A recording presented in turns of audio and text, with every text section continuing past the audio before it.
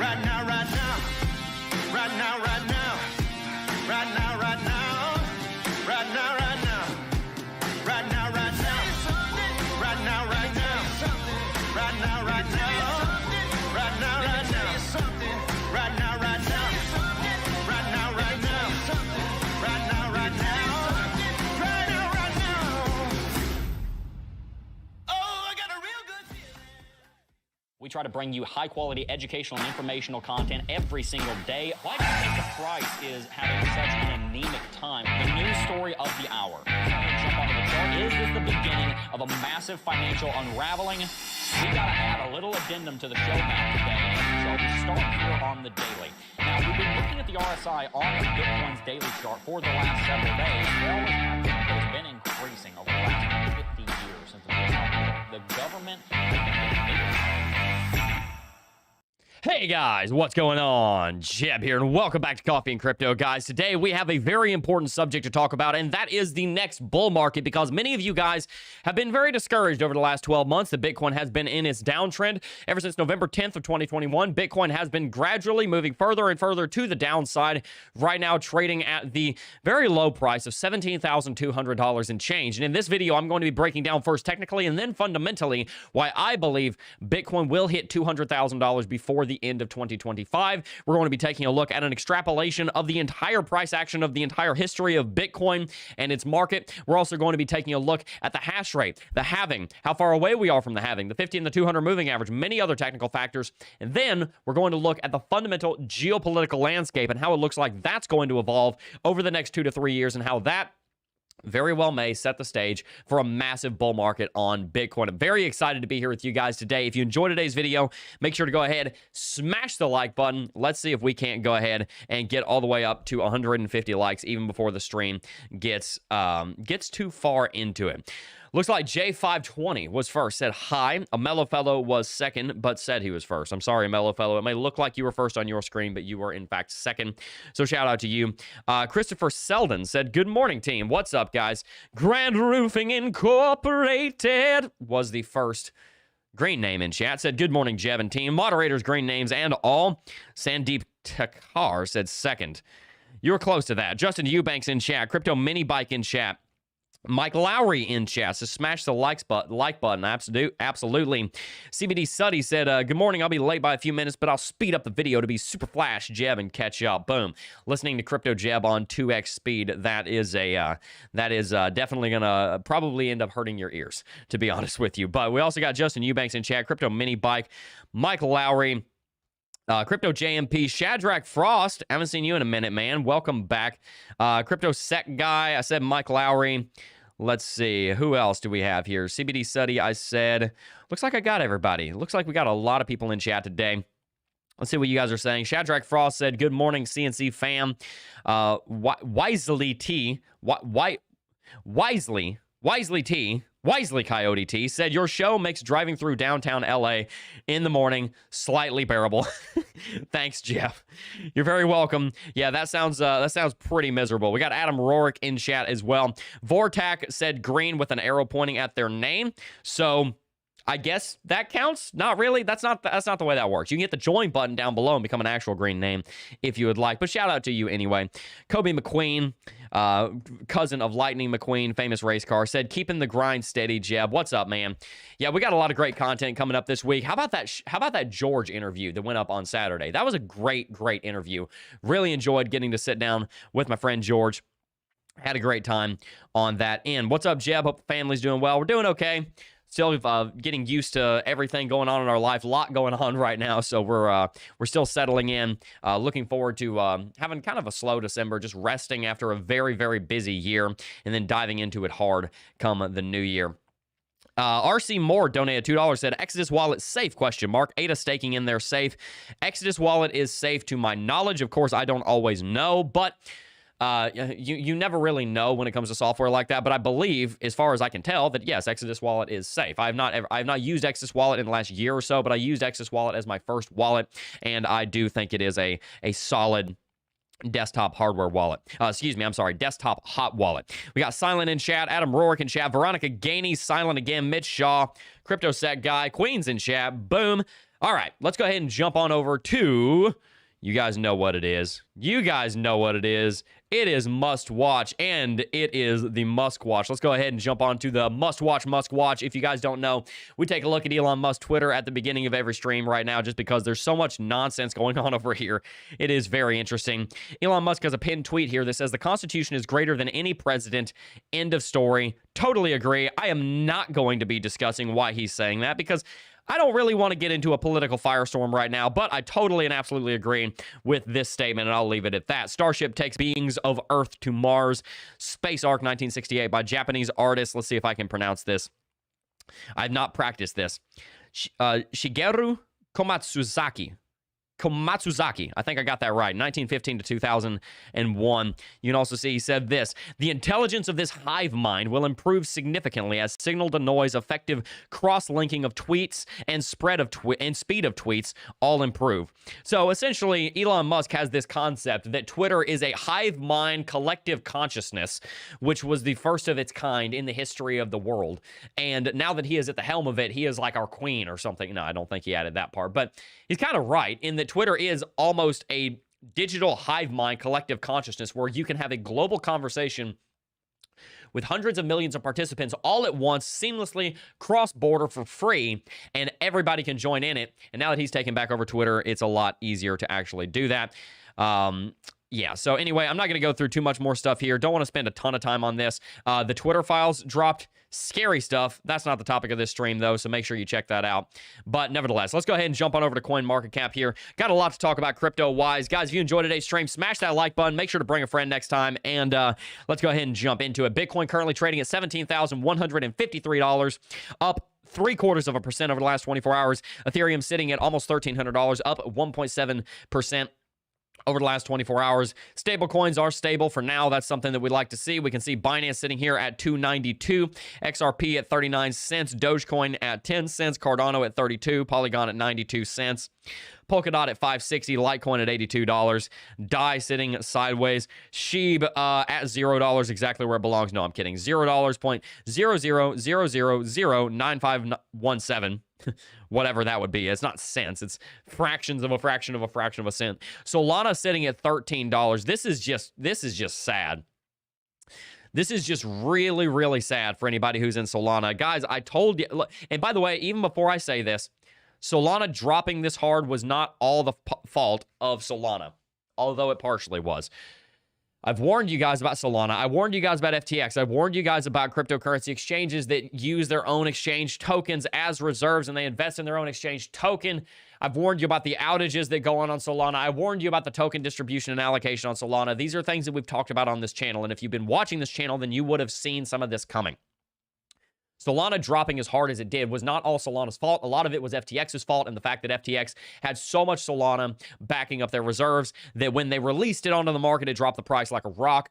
But the thing that interests me is that even though Solana maybe shouldn't have dropped this far in the first place, well, it did. It dropped from $37 all the way down to $12 and did not recover. It's still sitting down here in that $14 territory, which leads me to believe, hey, look, Solana might not be worth much more than $13 right now as it is. On the contrary, if we were to look at something like Bitcoin or Ethereum, Bitcoin and Ethereum are down very far and they're trading sideways, but they've actually managed to have some form of a bounce. Ethereum much more so than Bitcoin. Bitcoin is sitting down in this territory right now, very far to the downside, and it actually kind of belongs here. But Ethereum, for example, has managed to bounce quite substantially over just the last several weeks. We can see that Ethereum initially dropped all the way down here to $1,065. It managed to rally all the way back up to $1,300 and actually has not set a new local low than we saw back here in June. On Bitcoin, on the other hand, we actually have managed to set a lower low than we saw back here in the initial drop in June. But even so,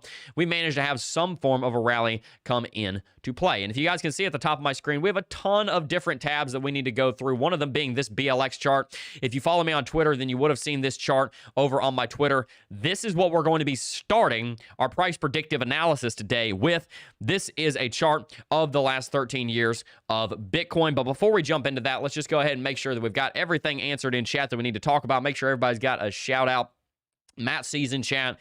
Good to see you, Matt C. I appreciate the kind words from the DM that you sent me, my friend. definitely remember you talking about Solana. Glad I never really got into it. I was never a fan of it. And by the way, like I said, its price dropping as hard as it did is not necessarily Solana's fault. A lot of that had to do with the way the tokens were locked up on FTX. But it does highlight some of the concerns that you have when you have a highly centralized cryptocurrency, even if that was not directly the founder's fault and directly the community's fault. So yes, let's go ahead and jump then into, where's the join button? The join button is right below the stream. Should be right to the right of the like button. Can someone direct them there while I jump into this next segment? Queen said, FinSov Sarah. There you go. Boom. Sarah does love some financial sovereignty. Yeah. So let's go ahead and jump into it. Let's go ahead and talk about Bitcoin here. This is our chart. Looks confusing, but we're going to strip it down to its bare bones. And I'm going to start off by removing all the Fibonacci's. We're going to come back to those just so this is a little bit easier to see. And I'll go ahead and turn off our moving averages so that you can see a little better. If you'll remember to a week or two ago, we talked about how I generally predict that this is what the market is going to do over the next 2 to 3 years. I think we're going to bottom out somewhere in this region. I think the year of 2020, the time going up into the halving, which is currently slated to happen in 480 days on March 29th, 2024, according to this clock. Different clocks put it at different times, but it's roughly around the same time. We're looking at the end of quarter 1, beginning of quarter 2, 2024. Coming up to this season right here is where I put this box, and then I put this box with predictive analysis of where I think the market will go before about May of 2026. I believe it will go as far as $215,000 to $230,000 to the upside, which basically means that the recovery for Bitcoin could look like this. It could look like this. It could look like this. It could look like this. It could look like a lot of things. And that's what we're going to look at today is what exactly is that recovery going to look at? What is it going to look like? Well, we're going to start off by understanding this box and why I put this here. Why did I put this little box right here for where the bottom is on Bitcoin? I drew it all the way to the left, going back to the 31st of October, Halloween, because it's possible, in my opinion, that we could have already bottomed out. And I draw the box as high as I did right here because that encompasses this bottom. It's very, very possible that this bottom right here was the bottom. It's very, very possible that that was it. However, I'm not positive because there are a lot of reasons to believe that Bitcoin could drop as low as $11,000, if not even lower. If we were to, currently, we're retraced 75% from all-time high. The bottom that we currently have is 78% retrace from all-time high. $10,900 would be an 85% retracement for all-time high. The reason that 85% retraced is a very important metric is because that's about how much we've retraced during the previous two bear markets, when we dropped from $20,000 to $3,000, that was an 85% retracement. Then back over here, of course, as well, we saw an 85 to 86% retracement over the course of 427 days. In this case, we've already been moving to the downside about 400 days, almost 400 days right around now. And if we do see the market continue moving sideways and we bottomed out, then that's great. But it is possible that over the next 30, 60, 90 days. I'm talking before February, before one of the FOMC meetings that we're going to talk about coming up on February 1st. I think you will have seen the bottom. I'm pretty confident that you will have at that point. And that has to do with a multitude of things. Number one, that has to do with the fact that Bitcoin is moving faster nowadays than it does in the previous bull markets, at least in the idea of time. We have blasted off all the way up to $69,000 exceptionally fast. And we also have an accelerated speed, an accelerated velocity of growth in the industry. The industry is growing much faster today than it was 10 years ago, 5 years ago, 3 years ago. The industry is growing significantly faster than it was during those times, with the notable exception of the year of 2021. Except the year of 2021, this is probably the fastest year of growth in the history of Bitcoin. In fact, I would say it absolutely is, except for you might be able to argue the very end of 2020 while we're going to the rally, but really, other than 2021, there's not a lot of case to be made that Bitcoin is not growing faster and the industry is not growing faster. The one thing, and we'll get into this in the fundamentals, is that there's a lot more regulation going on right now, a lot more scrutiny over the industry, but that's not exactly a bad thing. Again, we'll get to that here in a little bit, but let's stick with the technicals. Again, we want to paint the technical picture first, and then we're going to jump into the fundamental ideological reason why I believe that Bitcoin will hit that $200,000 region. So Again, I think you're going to see Bitcoin bottom somewhere in this box. I explained why these two hemispheres are here before the end of April. I'm being a little bit generous. I added 2 months onto what I said, but at least before the end of April and no lower than $11,000, I think is where we're going to see the bottom. You can kind of disregard these two right here because if we've already bottomed, then whatever, you know, the bottom's obviously going to be lower than this line. It's obviously going to be past this line. So really, this box, this first box, the only two things you need to look at are the bottom and the right.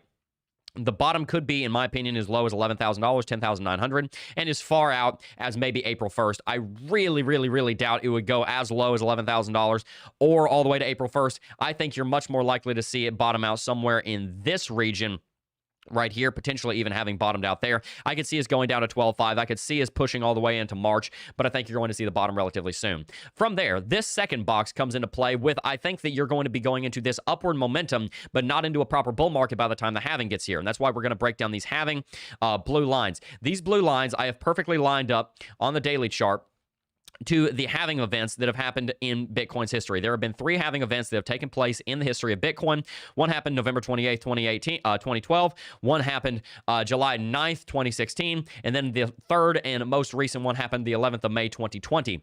As you can see, in the time moving into the halving event, as you can see here, as you can see here, and also as you can see here, the market is generally going into an uptrend, but it's not in a very strong uptrend. From the bottom, the market's up, 200%.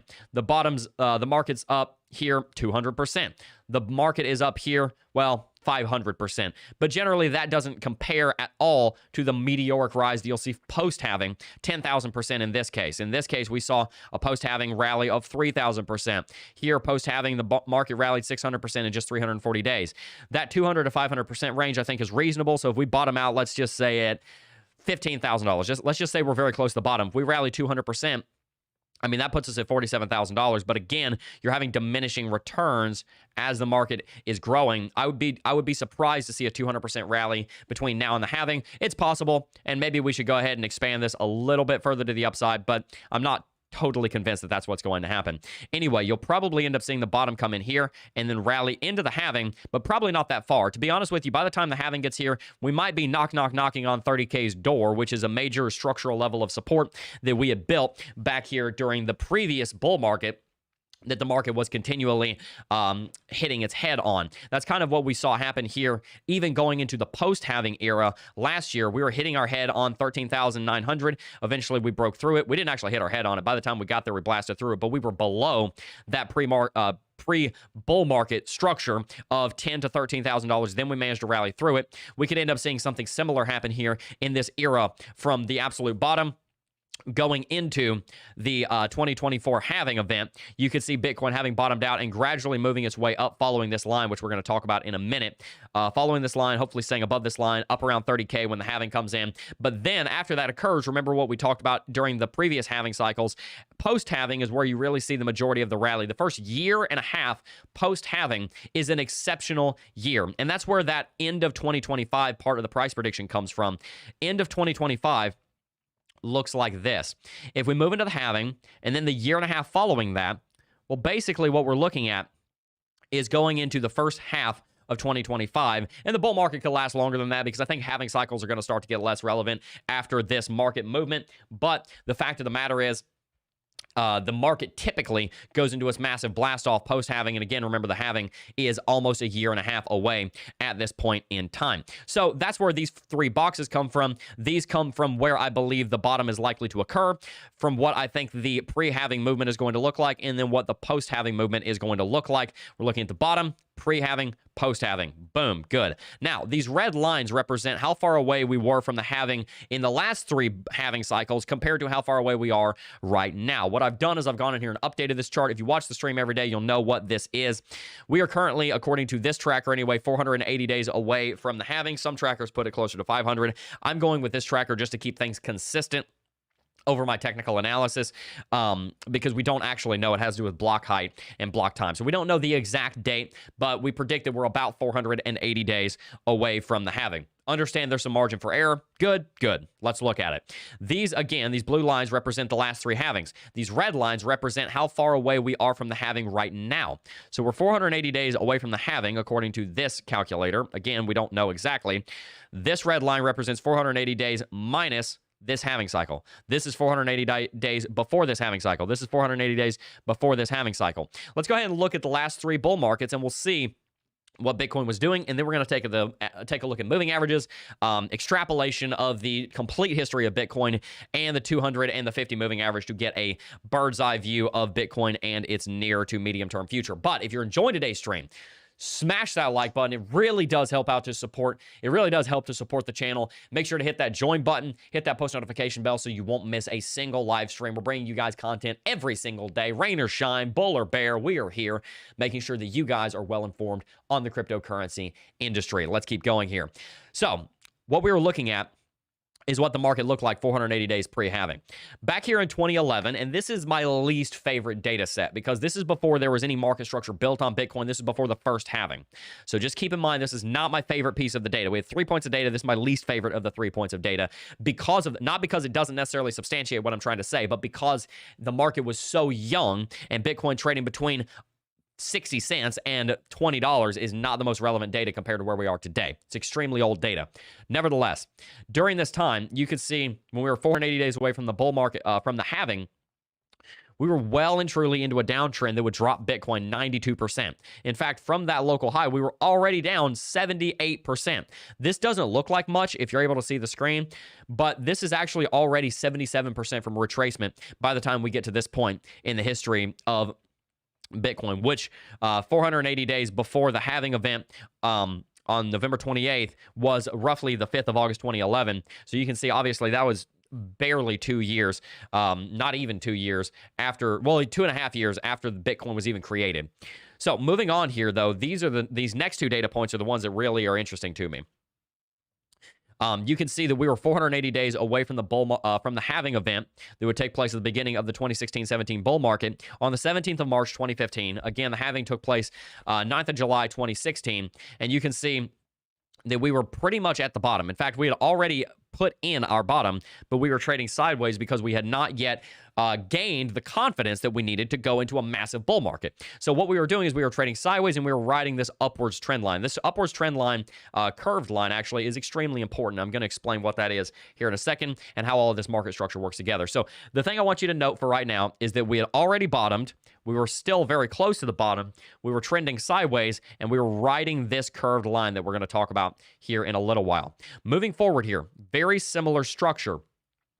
We saw that Bitcoin here was bottoming out in this territory right here, around $3,000. We had already bottomed by this point at this distance from the halving event. We were trading sideways, getting ready for a big movement to the upside. That's what we were doing over here.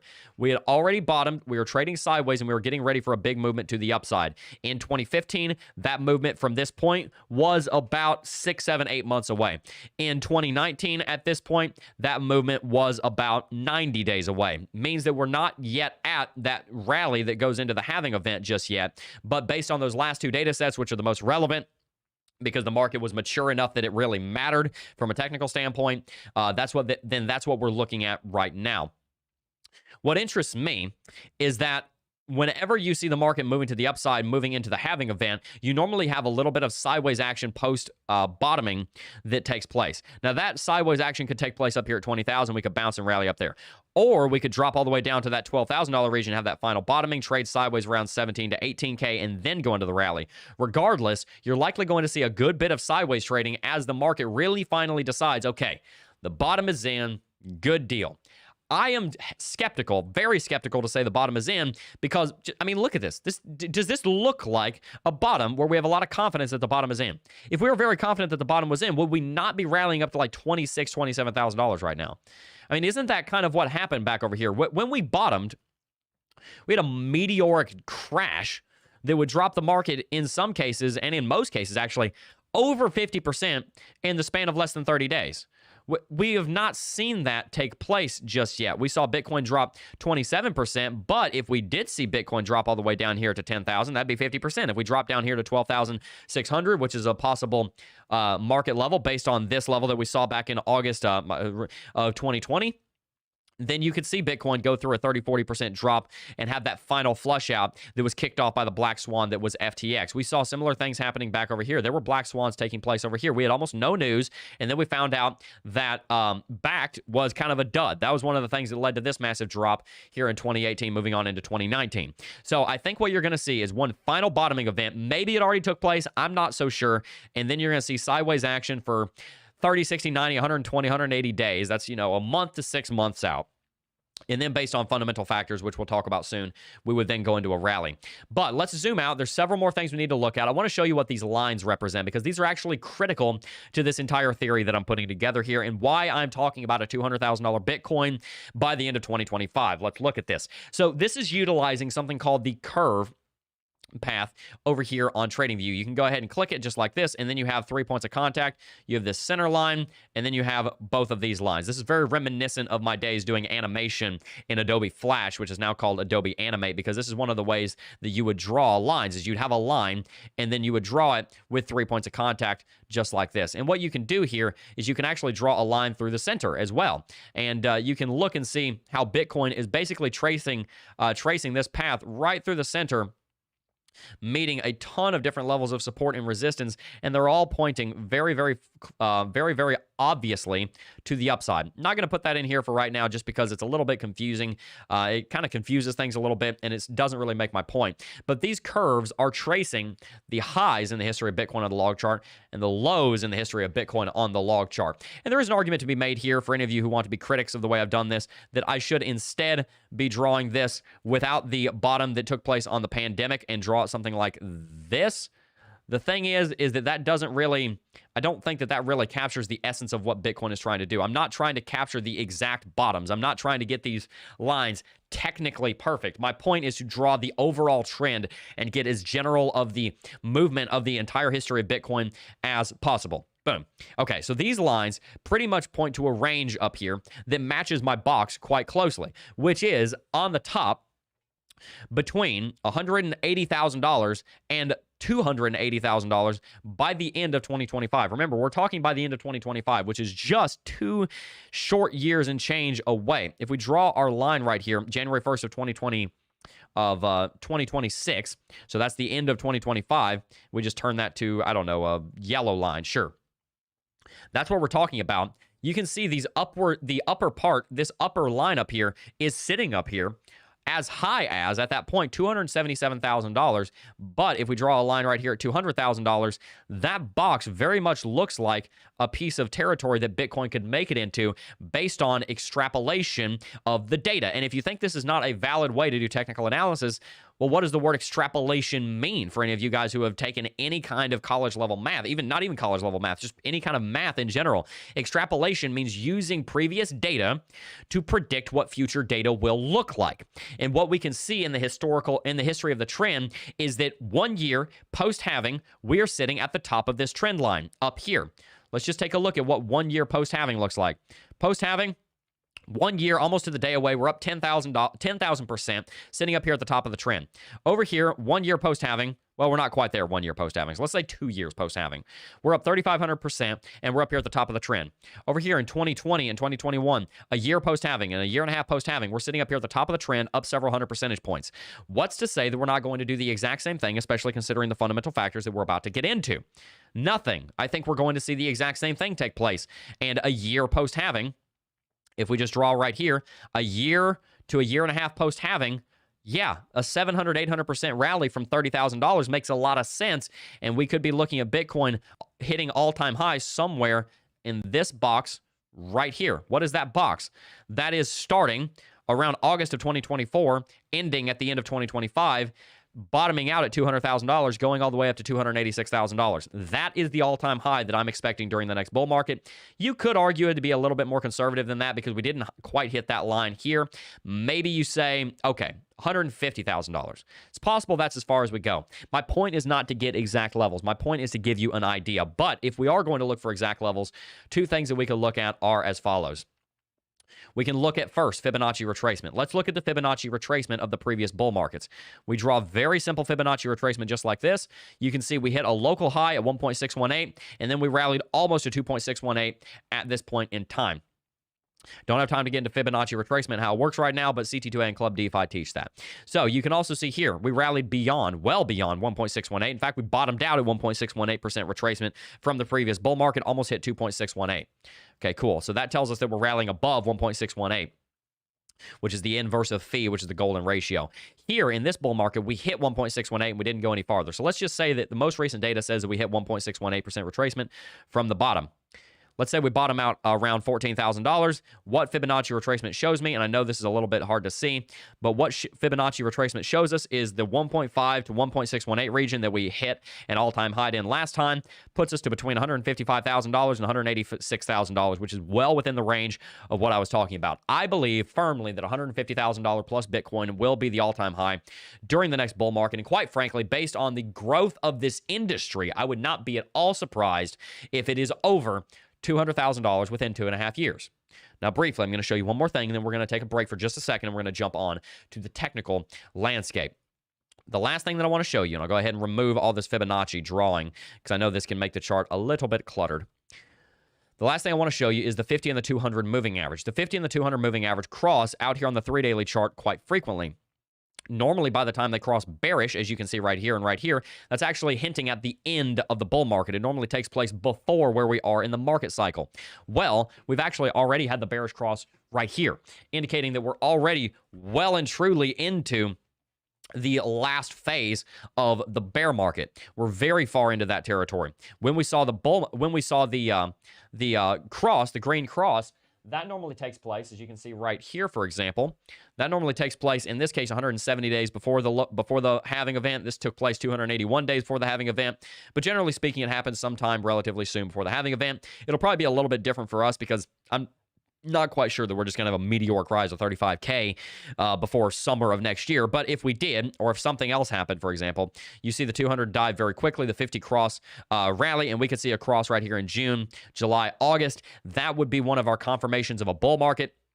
Then we'd be moving into the halving, and the market would likely be rallying up towards, again, like I said, about $30,000 within the next year or so. I am not predicting that we're going to see 100K Bitcoin in the next 12 months. That does not make sense from a technical standpoint as far as the market cycles are concerned. What does make sense is Bitcoin rallying up to 30 or 40K in the next year and a half, and then the halving come, and then us hitting blast off. And that lines up perfectly with our next segment, talking about the fundamentals in the on-chain of Bitcoin. So before we get into that, let's go ahead and read some chat. If you guys are enjoying today's stream, make sure to go ahead and smash that like button. We've got 700 people watching, only 200 likes. Let's see if we can't get up to 400 likes. I really appreciate all of you for tuning in. Make sure to go ahead, smash that like button, subscribe to the channel, make sure to follow us on all of our social media. And also tell me what you guys think about my theory so far on the next phase of this market. CryptoSec Guy says, the curve, what happens when it would get to the point that it needs to curve down? Well, that's the thing about extrapolations, is that they don't always need to necessarily curve down if you're looking at something like a logarithm chart. If we look back here on Bitcoin, eventually what you would likely get to a point where these curves are less relevant, and what would actually be more relevant would be straight trend lines. As you could see, let's just use the Coinbase chart here because it's clean. What you eventually get to is a point in time where just straight trend lines are actually far more useful, and those trend lines point up and up and up and up and up, and eventually on the logarithm chart, the market is going to look like it's trading sideways. I mean, if we look at the SPY, for example, the SPY is not well, actually, it is on the logarithm chart because of the massive inflation of the US dollar. But eventually, you get to a point where it can't just march higher and higher and higher and higher and higher without there being massive inflation in the underlying asset, which is the case for the US dollar and Bitcoin. So actually, I take back what I was about to say. It is possible for the market just to follow a straight trend line to the upside, as you can see here on the SPY. That is probably what we will end up getting to on Bitcoin. But the only reason that that's possible is because of the inflation of the underlying currency that is the asset that we're looking at, such as in this case Bitcoin, is denominated denominated in. Otherwise, what you would normally see happen is you'd normally see the asset start to flatten out more so, because going parabolic just doesn't make sense. I mean, for example, if Bitcoin followed the same kind of trend that the SPY has followed over the last 30, 40, 50, 60 years, I mean, you'd see like a quadrillion-dollar Bitcoin, and that's just not very likely. The other thing to keep in mind is that the SPY has not grown anywhere near as aggressively as Bitcoin, nowhere close. I mean, in the last 10 years, 10, 15 years, the SPY's grown 300%. In that time, Bitcoin has grown 500,000%. So it's very much more unlikely that you're going to see that incredible march to the upside, parabolic, based on the previous data. But what we could very well see is a linear march to the upside on the log chart. I know it's a little confusing, but a linear style movement to the upside on Bitcoin, at least as it would look like on the log chart, moving up into the multi-million-dollar Bitcoin prices into the 2030s and 2040s. So in theory, yes, there is a place where that has to curve down, but in practice, that's probably not the way it's going to be because of the inflation of the underlying asset. We do have a super chat that just came in, a little while ago, and it just dropped off. Let me see if I can find it. That's strange. Where is it? I just saw it. Does anybody see the super chat? There it is. Martine Siebels donated €6 and said, I heard the Arabians are waiting for regulation to add at least billions, and I wait on a Bitcoin ETF, so just $200,000 more, I think, when don't know. Yeah, that's one thing I actually wanted to mention. $200,000 is actually conservative, and that's the conservative prediction that the technicals are making. We're going to look at the fundamentals here in about 60 seconds, and that's going to give us the much more bullish prediction on where Bitcoin goes from there. So guys, make sure you stay tuned because we got a lot more information to cover. And also keep in mind that we're not just talking about Bitcoin here. We're talking about the broader cryptocurrency space, and it is going to grow likely even faster than Bitcoin over the next several years. All right, so let's go ahead and jump back onto it. First thing I want to talk about on the fundamental side is the hash rate. The hash rate is a very simple point, but the hash rate continues to march forward. We're currently sitting at 246 exahash. That is 100,000 million, billion, trillion, quadrillion, quintillion, 246 quintillion hashes per second on Bitcoin. Whereas when we hit all-time high in 2017, the end of 2017, the hash rate was sitting at roughly 14 exahash. So we've rallied by over an order of magnitude in the last 5 years since we hit the previous all-time high back at, not the current all-time high that we're looking at, but the one before that back in 2017. That shows massive growth in the security of the network. That shows massive growth in the profitability and maybe not the profitability, but the revenue of the mining sector. That shows growth in ASIC hardware and how efficient it is. That shows growth in the industry as a whole. The industry continues to march forward even during even during bear markets. In fact, when we had this massive drop here, that was actually during a bull market. It led to a massive drop on the price of Bitcoin, of course. If you guys will remember to when China banned mining, they had 50-some% of mining happening in their country. This drop right here correlated with this drop on the mining. This basically shows us that mining has a very big part to play on the Bitcoin price action. And one of the things that normally happens is that during bear markets, hash rate just rallies and rallies and rallies and rallies and rallies and goes crazy. And then the price has to catch up with the massive hash rate during the bull market. And a lot of times that will lead to this slingshot action where the market just rallies exceptionally quickly to catch up with the hash rate. Now, moving on, one other thing we need to talk about, because now we got to start talking about time frames, timelines, how all of these things come together into one overarching perspective fundamentally, and then we tie that into the technicals. December 14th, 2022, we are going to see a couple of very important things happen. First of all, that is going to be one day after the next release for CPI data, which is currently sitting at 7.7 core, 6.3 headline, 6.3 core, 7.7 headline. We are expecting that this number is going to come down dramatically as this energy category drops sharply, and we're going to see all items over here fall quite a bit, and that will likely lead to a boost in the Fed's confidence in the U.S. dollar, which means that that will pretty much lock in the next day that 50 basis point rate hike, which Jerome Powell has teased by saying that it looks like the Fed is going to be a lot more dovish. What that means is that we're likely going to see our first 50 basis point rate hike in quite some time happen on December 14th, and if you'll remember, we've shown you guys the EFFR, the effective federal funds rate. It has been jumping at 75 basis point rate hikes ever since June of this year. We have been jumping 75 basis point rate hikes continuously. In fact, we've had 1, 2, 3, 4 of them. The question on the table now is whether or not we're going to see a 5th. Most likely, we're not going to see a 5th. Most likely, we're going to see a new 50 basis point rate hike, and that will be incredibly bullish for the cryptocurrency markets and the traditional markets. You can expect the stock market to jump quite a bit. In fact, a lot of people are saying that the stock market has already priced this in because the stock market is on a tear right now. If we look at the SPY, for example, the SPY has been rallying ever since the 12th of October. It's up 17%, hitting its head on this critical downtrend over in stock territory. This basically tells us that the SPY is waiting to break market structure, move to the upside in a big way as a result of bullish news coming from the CME futures, from the effective federal funds rate that the CME group here is tracking. The reason that's important is because as the Federal Reserve starts to slow down its aggression on rate hikes, that is likely going to lead to people being more bullish on the next 12 months, because if they're slowing down rate hikes, then eventually that means they're going to plateau. Normally, you don't sit at a rate plateau for a very long time. Normally, we hit a rate plateau, and then within 12 to 18 months, we start coming down. I can show you that in the history of Bitcoin, in the history of the market as well. If we look at the effective federal funds rate again, going to the monthly chart here, you can see in the last, this entire century, we don't sit at the plateau for very long. Here we sat at the plateau for a year. Here we sat at the plateau for a year.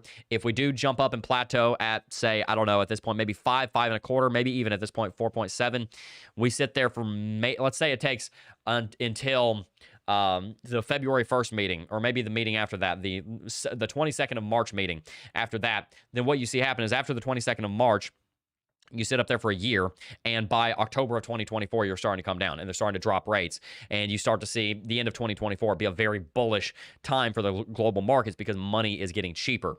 Well, the reason that's important is because that has a huge impact on the Dixie, and if you guys don't know, there is a huge conflict going on in Europe right now, and the United States, make no mistake, is an active combatant in that conflict. It is just not a combatant with boots and guns on the ground, at least not guns in our own hands. As you guys know, the United States has supplied tens and tens and tens of billions of dollars in funding. All of NATO has supplied tens of billions of dollars in funding to the Ukrainians in the Russia-Ukrainian conflict. And I think that's a wonderful thing. I'm not attacking that, but that does have a very important implication. The United States is fighting this war against Russia and taking an opportunity to break Russia, which has been a threat to the very existence of the United States since the 50s. They are taking this opportunity to try and break Russia economically and geopolitically by supporting the brave Ukrainians that are on the ground over there with not only military hardware in the form of HIMARS, javelins, etc., but also in the form of technical expertise. These highly advanced weapon systems need a very long kill chain that normally involves space-based assets. They normally involve, intelligence communities bringing in intelligence data on where some of these things are. They normally rely on, again, like I said, space-based telecommunications, space-based targeting and location data of targets. The United States is making up about 90% of the kill chain for those HIMARS and all of those other pieces of military hardware, especially the artillery that we've supplied to the Ukrainians. If you remove that, they lose their targeting, and those weapon systems are far less valuable to the Ukrainians. The United States is basically giving them everything that they need and saying, here, shoot right there with the equipment that we gave them. So the Ukrainians are doing a wonderful job. In no way do I mean to take that from them, but my point is that the United States is heavily invested in this war and very much has a desired outcome. It is fighting this war from a financial standpoint. The strength of the United States dollar is a big part of that conflict because the United States and Russia right now are fighting for the sway over the European Union. The European Union has a very large problem coming this winter where their electric bills on utilities and on heating are going through the roof because their supplier of natural resources, Russia, has either been embargoed or Russia's turned around and shut things off to Europe. So the United States is trying to maintain a very strong dollar right now to woo Europe, and Russia is threatening Europe with a very cold winter. So Russia and the United States are fighting an economic, geopolitical, resource-based war over Europe and their influence. If Russia can break Europe's desire and resolve to support Ukraine and go back to using Russia for their resources, then the United States stands alone financially in fighting the war against Russia, and that's not what the U.S. wants. So, and the reason this is so important is that the United States is trying to maintain an extremely strong dollar so that it completely cements its position as the world reserve currency and also cements its position as a very strong dollar in competition against the faltering ruble that has had a lot of trouble during the course of the war. Now, of course, we know that the ruble is, in theory, doing okay. Had a huge rally at the beginning of the conflict for some reason, but then it jumped off a cliff. It's sitting down here at 61 to a dollar. But the point is that the United States is trying to maintain a very strong, Dixie is trying to maintain a very strong dollar. And that is a big part of the reason why the Fed is hiking rates so aggressively. However, if you hike rates too aggressively, you actually put your economy at risk of a recession, because economies, they shouldn't, but they do rely off of debt. If you hike the rates too far, you end up throwing an economy into a recession. The United States was playing extremely hawkish on the rate hikes because it wanted to curtail the inflation, but also because it wanted to continue this conflict with Russia. When we started seeing the effective federal funds rate hike at 75 basis points was very, very convenient. If we go back over here and look at the EFFR, when we started hiking like this, you can see happened here for the first time in June. The conflict started the 24th of February, 2020. The conflict in Russia started right here. We didn't start hiking rates at all until the conflict had already began. So you mean to tell me that Jerome Powell is not playing an economic game here, trying to maintain an extremely strong dollar, even at the expense of our own economy, to help battle that enemy, which is Russia? Absolutely, there's a correlation there. And I'm not saying it's a bad correlation either, but I do just want you to know that that is a part of U.S. monetary strategy in this, what is already a global conflict against Russia. Now, there's only two nations that are shooting at each other, but the entire world is involved economically, because that's how you battle in the 21st century, is with money. Same thing in the 20th century, but there was a lot more boots on the ground back then than there is now. What all of this means is that the United States has had a strategy of combating Russia. Again, I'm bringing this all back to Bitcoin right now. They've had a strategy of combating Russia by having very high rates, maintaining an extremely strong dollar, making the Dixie look good, is good for press, is good for morale. But you can't hike rates that aggressively forever, because you end up damaging the economy to a point where you actually start losing out on some of the gains that you were making by having that strong currency. Having a strong currency is great, but if your economy is going into a recession or starting to not do very well, then you run into a tricky situation where you're starting to eat your own gains by the strategy that you were using to make the gains, if that makes sense. So that's what we're seeing right now, is that the effective federal funds rate has started to outstrip its usefulness, and they're starting to slow its rate hike. We'll probably see a 50 basis point rate hike this month, and then in February, we very well may see another 50, but probably a 25. We'll probably plateau at 4.75 to 5%. The reason that's so important is because the timing on that is very coincidental. And this time, I think it is actually coincidence. This is one of those things where this is probably not premeditated. I don't think the U.S. is setting its effective federal funds rate monetary policy based on Bitcoin. But come February 1st, when we start to see, things start to plateau, that's right about here. And we're probably going to see that Bitcoin has already bottomed at that point in time. So again, if Bitcoin has already bottomed somewhere around this upwards curved line right here, and the effective federal funds rate plateaus, and we start to see CPI come down, because again, remember, CPI is correlated with the effective federal funds rate. CPI, if it drops aggressively on the 13th, and it drops even more the month after, and then we see GDP somehow manage to sit up here at 3% quarter over quarter. I think this is bogus, to be honest with you. But this is the number everybody does their policy off of. If CPI comes in bullish, if GDP comes in bullish, if we see CME coming bullish, that's a triple threat right there. And all of that would start to take place right here in January, February of 2023. Bitcoin would likely have bottomed by then, which means the bottom is probably going to happen very soon. I mean, even potentially this month.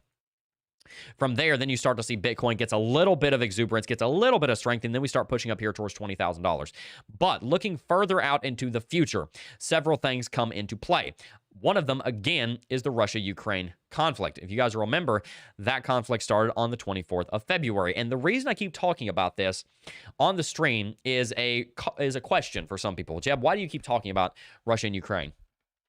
The reason is because it is the single largest driver of geopolitical and monetary sovereign policy in the entire world. There's nothing that holds a candle to it. 2 years ago, it was the pandemic. Before that, it was God knows what. It was always one thing or another. But the last 3 years, it has either been the pandemic or this war that have been driving geopolitical and monetary policy. That war will will most likely and hopefully not last any further than through the mid part of 2024. The conflict is going to slow down for the next month or so as the ground is muddy in Ukraine. It's going to speed up a little bit during the winter, but it's extremely cold, so it probably won't do much. And then there's going to be a resurgence in conflict come the early spring to mid-spring when the mud starts to solidify, the ground is harder, and Russia and Ukraine can really go at it. Russia is probably going to mobilize 500,000 men by then. The Ukrainians have 5x their tank fleet because the Russians just handed over so much military hardware to them that they are putting through deferred maintenance right now. So the Ukrainians are going to have a ton of military hardware that they got from the Russians and from NATO. And the Russians are going to have probably 500,000 new boots on the ground, and it's going to get bad come this summer. It's a terrible thing. If it were up to me, conflict's over right now. I don't want a single other person getting hurt, but we just got to talk about what's realistically going to happen. It's likely going to heat up a lot this coming summer. By that winter of 2023, the tide will likely have turned in one direction irreversibly, and by the summer of 2024, you will probably have seen the conflict start drawing to its ultimate conclusion. At this point, it's very unlikely that you're going to have peace talks settle this conflict. It's likely going to need to be a winner-take-all kind of thing. It probably will be Ukraine winning at this point, but we've really got to see whether or not Russia's massive mobilization is going to be able to beat the amount of armor that Ukraine has. We don't know. I just want the conflict to end. That's my opinion, but my opinion doesn't matter. We're just trying to talk about what's realistic. Nevertheless, again, what I was talking about is that we'll probably see the end of the conflict, hopefully way before this, but potentially, based on the way that I've analyzed the conflict happening in the middle part of summer 2024. That just so happens to be when we're predicting that the halving event is going to happen. Unless there's another black swan, such as another pandemic or another conflict, which there very well could be in the South China Sea, for example. But based on what we know right now, we will hopefully see the conflict in Ukraine. Again, hopefully it ends this very second. But potentially it could drag on to mid of the summer of 2024. That happens to be the halving. The end of that conflict will likely lead to a massive rally in the SPY, which, remember, Bitcoin is directly correlated with. It'll also probably lead to a slight drop on the Dixie because the United States dollar can stop having to be as strong against Russia because Russia will likely have been broken by then. Just very, very, very broken. So the United States won't have to maintain as strong of a dollar relative to their allied currencies because those are, as we said, allies of the United States.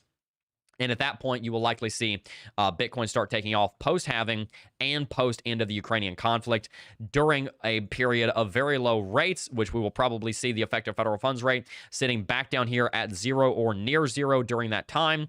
And then you are set up for this beautiful, wonderful area of what is hopefully international peace, at least for the most part, very low rates, and a burgeoning revival in the stock market, especially as supply chains have at that point have multiple years to not only adjust to the pandemic, not only adjust to the Russian-Ukrainian conflict, but also adjust to life in the 21st century, which in some ways can be more stable and in other ways can be far more complicated. This is not even to jump into all of the frightening situations going on in China, politically, militarily, economically, internally. There are a lot of things going on in China that could affect this as well.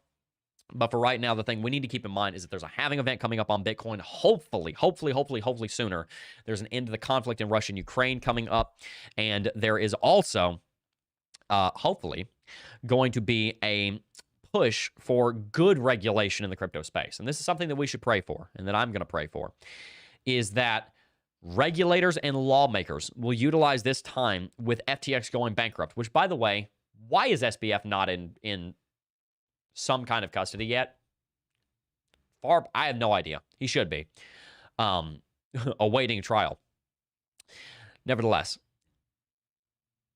how lawmakers approach this is also going to be very important, because I am hoping and believing that lawmakers will not crack down too hard on crypto following the FTX story. You guys are probably going to think I'm crazy for saying that, but I actually think it's true. And part of the reason I think it's true is because look at what's happened over the last 3-4 weeks. What have they done? Why is Sam Bankman-Fried allowed to sit in his penthouse? How is he still in his penthouse? I thought he was bankrupt, by the way. I'd love to know the answer to that. Anyway, as much as this should spur new regulation and new legislation, it doesn't really seem to be doing a whole lot on Capitol Hill. Frankly, Congress is very busy with the fact that we just had midterms. We've got a presidential election coming up, and there is a giant conflict going on in Europe for the first time in decades of this scale, since World War II. Congress is not too interested in regulating an industry that nobody's paying attention to right now. So this actually may end up serving, the FTX disaster may actually end up serving as a lesson for us in crypto, and then the regulators might not actually do a whole lot with it, which is not necessarily a good thing because there does need to be more regulation on crypto. It just needs to be proper regulation. So I'm hoping that there will be that proper regulation. But that's my theory. That's why I think you're going to see a $200,000 Bitcoin by the end of 2025. I think the summer, the beginning and summer of 2024 is going to be absolutely huge. And then on into 2025, I think it's going to be champagne corks. I think it's going to be one of those seasons. I've been through 2 of them now. The end of 2017, I was here. All of 2021, I was here. I think you're going to see the same thing happen in the last half of 2024 on into 2025, which means that we need to sit here and be patient for a year and a half. Can you do that? Can you?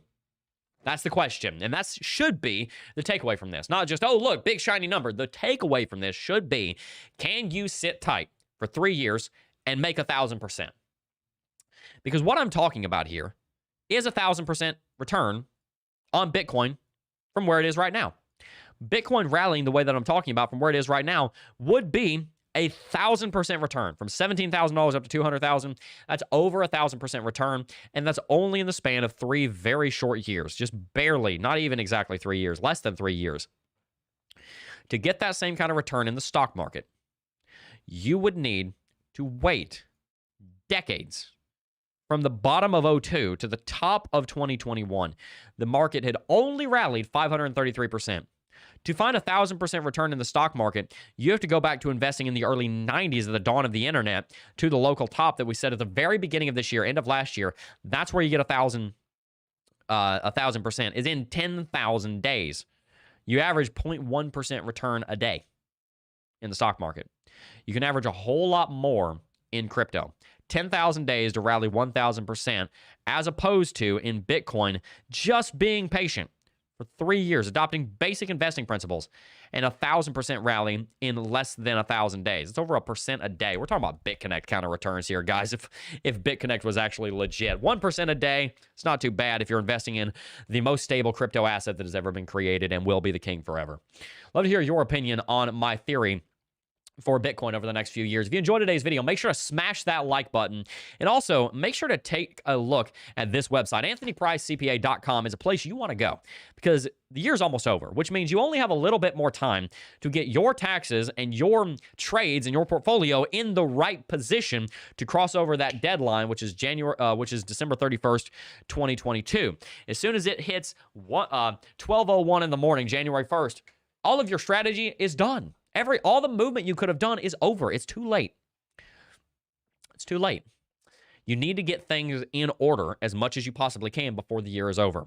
So I would recommend you calling that number right here on the screen or going to AnthonyPriceCPA.com or just going to the link in the description box down below and getting started working with Anthony on your taxes so that you can be in as good a position as possible for when tax season comes. It's coming soon, and you want to pay as little money in taxes possibly legally so that you don't overpay in taxes, giving the government money that you could have used to invest in crypto, but you also don't want to underpay in taxes because try as you might, they will probably find out. There is a decent chance, and you don't want to get caught evading taxes from the IRS. You want to pay as little as possible legally.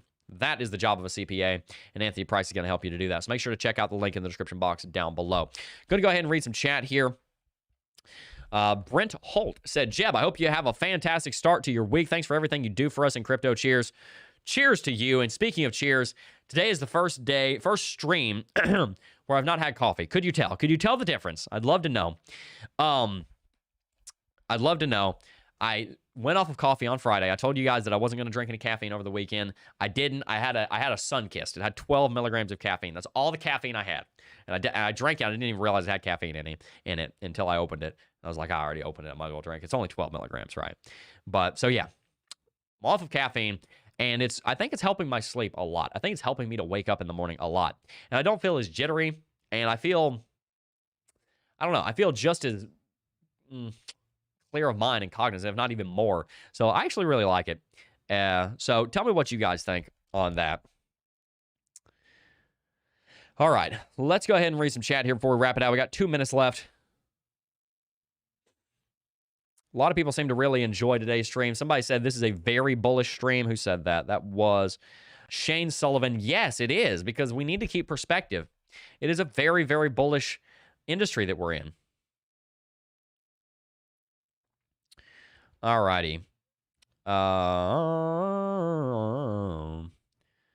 Let's see. Hi, Jebb. Yes.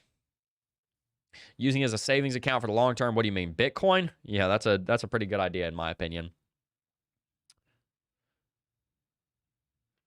NFT Tigers in chat. What's up, dude? Let's see. Who else do we have in chat?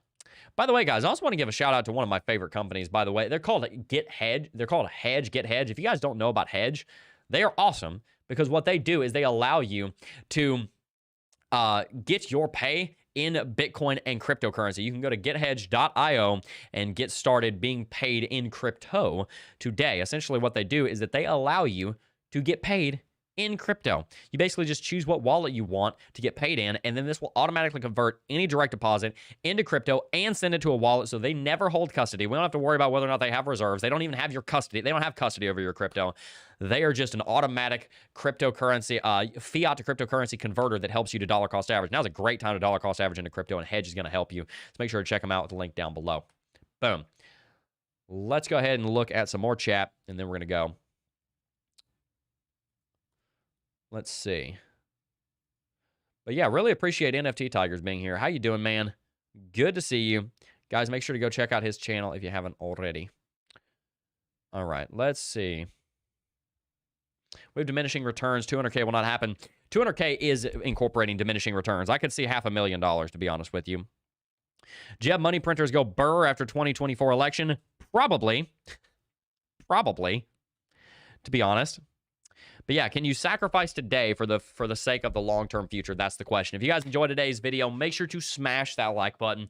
Really appreciate all of you guys tuning in, and I will see you guys in the next video. Before I go, though, I do just first want to thank each and every single last one of you for watching again, as always. And like I said, I will see you guys in the next video. Peace. Oh!